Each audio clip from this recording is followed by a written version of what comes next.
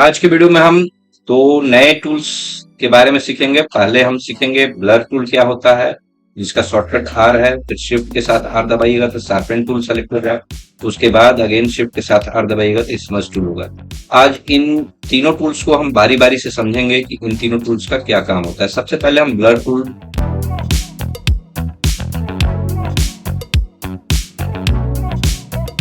को करते हैं। इसके लिए हम एक इमेज यहाँ पर लिए हैं, जब हम प्रैक्टिकल करके दिखाएंगे तो आपको और अच्छे से समझ में आएगा। ब्लर टूल का जो काम है ये ब्लर करने का काम है। आप इसका डायमीटर यहाँ से बड़ा घटा सकते हैं राइट क्लिक करके। फिलहाल हम इमेज को यदि ब्लर करना है तो आपको यहाँ पे लेफ्ट बटन को होल्ड करके क्लिक करते जाना है। इमेज थोड़ी देर के बाद आप देखोगे कि आपका जो इमेज है ये धुंधला होना चालू हो गया। आप देख सकते हो किस तरह का इफेक्ट आपके इमेज के ऊपर पड़ रहा है। ये इमेज पूरी तरह से जो है ये धुंधला होना चालू हो गया। इसके बाद जो नेक्स्ट टूल है शार्पन टूल है। इसके द्वारा आप देख सकते हो इमेज को आप और शार्प कर सकते हो, इसका जो कलर है और शार्प कर सकते हैं। उसके बाद अगला टूल जो है स्मज टूल है। इसके द्वारा देखिए इमेज को आप इस तरह से बना सकते हैं या बिगाड़ सकते हैं। आप देख सकते हो इमेज को हम किस तरह की किस स्थिति में लेकर आ गए। आइए फिर से हम एक बार इसको करके देखते हैं सबको बारी बारी से। हम अल्ट के साथ कंट्रोल जेड कर लेते हैं ताकि हमारा जो इमेज है पूरी तरह से सही हो जाए। यदि इमेज नहीं सही हो रहा है तो हिस्ट्री ब्रश टूल के द्वारा इसको क्लियर कर लीजिए, ये सही हो जाएगा। हमने ब्लर करने का काम सीख लिया है, अब हम शार्पन का काम सीखते हैं। शार्पन वाले में यहाँ पे स्ट्रेंथ को यदि हम बढ़ा देते हैं और उसके बाद हम क्लिक करते हैं तो देखिए हमारा इमेज कितना शार्प होना चालू हो गया। ये हमारा इमेज जो है शार्प हो गया। और इसका ये ओपेसिटी यहाँ से स्ट्रेंथ यदि कम कीजिएगा तो ये धीरे धीरे शार्प करना चालू करेगा। ऑल्ट के साथ कंट्रोल जेड करके आप इमेज को फिर से पहले वाली स्थिति में ला दीजिए। इसके अलावा नेक्स्ट जो टूल है आप देख सकते हो नेक्स्ट टूल जो है स्मज टूल। स्मज टूल में क्या होगा, इमेज को हम थोड़ा सा यदि क्लियरिटी आप देना चाहते हो तो यहाँ से क्लियरिटी हम दे सकते हैं। इसके अलावा आप इमेज को यहाँ से बढ़ा लीजिए और शिफ्ट दबाकर इसको ऊपर लेते आइए। इसको और इसका डायमीटर कम कर सकते हैं और डायमीटर कम करने के बाद थोड़ा सा यहाँ से जो एजेस दिख रहा है इधर उधर का उसको उस एजेस को हम लोग सही कर सकते हैं स्मज टूल के द्वारा। यहाँ से देख सकते हैं आपका फोटो के ऊपर इफेक्ट पड़ना चालू हो गया। फोटो पे कहीं भी हल्का फुल्का दाग धब्बा है उसको भी आप सही कर सकते हैं।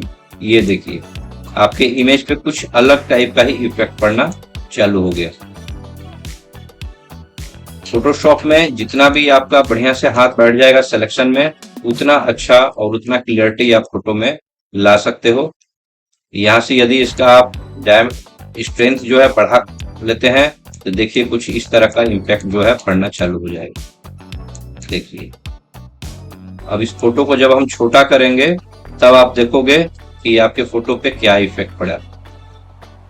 देखिए यहाँ के पास जो हल्का फुल्का गड्ढा दिख रहा था उसको भी हमने सही कर दिया स्मज टूल के द्वारा। अब इस फोटो को हम छोटा कर रहे हैं। आप देख सकते हो ये हमारा फोटो है। तो पहले की अपेक्षा ये फोटो और जो दाग धब्बे दिख रहे थे उसको आपने सही कर दिया है। ये काम होता है स्मज टूल के द्वारा। नेक्स्ट जो टूल है यहाँ पर बगल में आप देख सकते हो डोज टूल है, बर्न टूल है और स्पंग टूल है।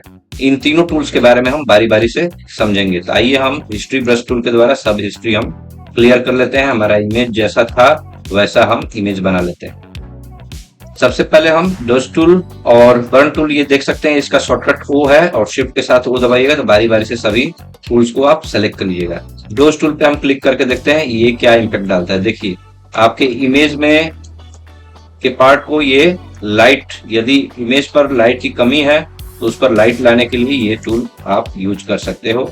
यहाँ से आप देख सकते हो एक्सपोजर जो 50 है उसको और भी अधिक या कम करके आप लाइट को और बढ़िया से सेट कर सकते हो। इसका जस्ट विपरीत जो है यहाँ पर बर्न टूल, ये क्या करेगा, इसको बर्न कर देगा। जो भी लाइट आपने दिया है उसको कम कर देगा और इसको जैसे जैसे आप करते जाइएगा एक्सपोजर यदि और बढ़ा लेते हैं ये और ज्यादा बर्न करना चालू कर देगा इमेज को। आप देख सकते हो इस तरह का इफेक्ट आपके इमेज में आना चालू हो जाएगा। देख लीजिए इस तरह का इफेक्ट अपने इमेज में आप देख सकते हो। ये इमेज को पूरी तरह बर्न कर देगा। और इसका जो उल्टा है डोज टूल, ये क्या करेगा, इमेज में लाइट लाना चालू कर देगा। आप ये देख सकते हो दोनों एक दूसरे का विपरीत है। देखिए एक्सपोजर बढ़ा दीजिए ताकि ये और फास्ट तरीके से काम करे।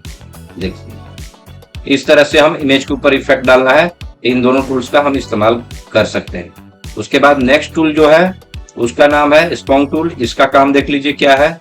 इसके द्वारा हम इमेज पे देखिए जो येलो पार्ट है इमेज का, उसका सैचुरेशन जो है वो हम चेंज कर सकते हैं। ये देखिए इसका हमने सैचुरेशन जो है वो चेंज कर दिया। आप यहाँ से इसको डिसैचुरेट कर दिए हैं। यदि सैचुरेट करना चाहते हैं तो यहाँ पे क्लिक करके इसको फिर से सैचुरेटेड कर सकते हैं। ये काम आप और मेनू के द्वारा भी कर सकते हैं।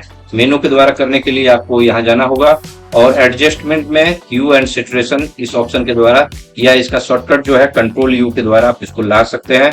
और सैचुरेशन यदि बढ़ाना है तो यहाँ से बढ़ा सकते हैं और यदि घटाना है तो यहाँ से घटा सकते हैं। ये देख लीजिए। अब यहाँ पूरे इमेज का जो सैचुरेशन है घट रहा है बढ़ रहा है, इसके लिए आप क्या कीजिएगा, सिर्फ इमेज का सिलेक्शन कर लीजिएगा या फेस का जिस पार्ट का करना है उस पार्ट का सिलेक्शन करने के बाद ये काम कर सकते हैं। आइए हम इसको करके देखते हैं।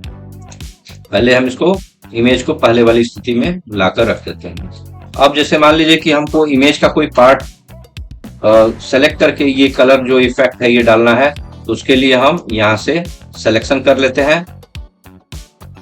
मैग्नेटिक लैसो टूल का यूज करेंगे हम ताकि थोड़ा जल्दी से हम इसको सेलेक्ट कर सकें। यहाँ हमने यहाँ तक सिलेक्शन कर लिया। उसके बाद इसको अच्छी तरीके से सिलेक्शन करना बहुत जरूरी है। यदि आप अच्छी तरह से सिलेक्शन नहीं कीजिएगा तो आपका इमेज बिगड़ने का ज्यादा चांस है। यहाँ से बढ़िया से हम सिलेक्शन कर लेंगे। इस इमेज को बढ़िया से आप जितना बढ़िया आपका हाथ बैठेगा माउस पर सिलेक्शन करने के लिए, उतना बढ़िया आप इमेज को बना सकते हैं। अन्यथा जो इमेज है उसका एज इधर उधर आप सेलेक्ट कर दिए तो आपका इमेज जो है वो बिगड़ने का चांस ज्यादा रहेगा। ये आपने इमेज को सेलेक्ट कर लिया। सेलेक्ट करने के बाद जैसे हम कंट्रोल के साथ यू प्रेस करेंगे, अब देखिए सैचुरेशन जब भी बढ़ाएंगे या घटाएंगे तो सिर्फ हमारा सिलेक्शन एरिया पे ही इफेक्ट पड़ेगा, सिलेक्शन एरिया से बाहर इफेक्ट नहीं पड़ेगा। आप जिस तरह का आप बनाना चाहो, लाइट कम करना है या लाइट बढ़ाना है, ये सारी चीजें आप कर सकते हो। इसके अलावा कंट्रोल एम के साथ कर्व टूल के थ्रू ये काम कर सकते हैं। यदि नीचे कर्व को करते हैं तो ये जो कलर है डीप होते जाएगा। यदि इस लाइन को ऊपर की तरफ कर्व को घुमाते हैं तो ये लाइट होते जाएगा। तो इस तरह से हम अपने इमेज पर सिलेक्शन करके ये सारे काम को कर सकते हैं।